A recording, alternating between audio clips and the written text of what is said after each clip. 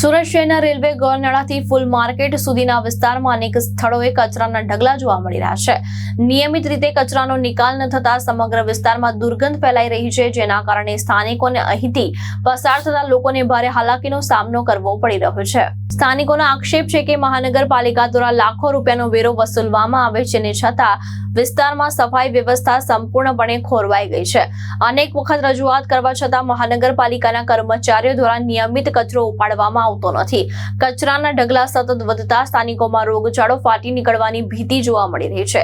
આવી સ્થિતિમાં કોઈ રોગચાળો ફેલાય તો તેની જવાબદારી કોણ લેશે તેવો સવાલ પણ સ્થાનિકો ઉઠાવી રહ્યા છે।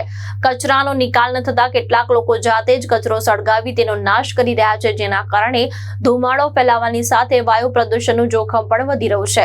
જાહેર રસ્તા પર પડેલા કચરાના ઢગલા મહાનગરપાલિકાના કર્મચારીઓને કેમ દેખાતા નથી તેવા સવાલ ઉઠાવી સ્થાનિકોએ તાત્કાલિક સફાઈ કામગીરી હાથ ધરવાની માંગ કરી છે। નરેન્દ્ર નારિયા કઈ જગ્યાએ કચરા ઢગલા આવ્યા છે અને કેટલા ટાઈમથી પડેલો છે?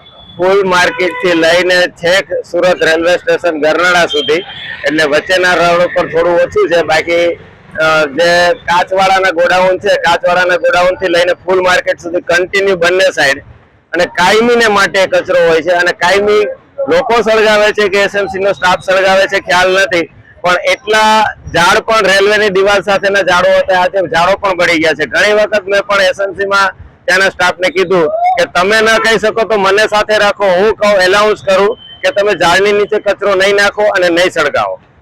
કેટલા ટાઈમથી આ સમસ્યા છે?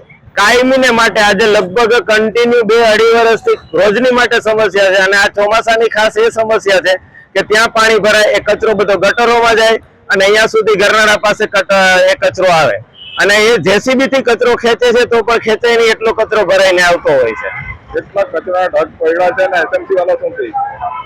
એસએમસી વાળા આવે અઠવાડિયામાં એકાદ વખત આવતા હશે અને સફાઈ કરે છે। આજે 3 દિવસથી ઢગલા જોઈએ છે, કન્ટિન્યુ પડેલા છે। શું છે તમારી માંગ? માંગ તો એસએમસી માં આજે કામ એટલું થાય છે, એક જણાનું કામ હોય તો 10 જણાનો સ્ટાફ આવે છે અને કચરો છતાં સાફ થતો નથી। ભાવેશ ઉપાધ્યાય, દ્રષ્ટિકોણ ન્યૂઝ, સુરત।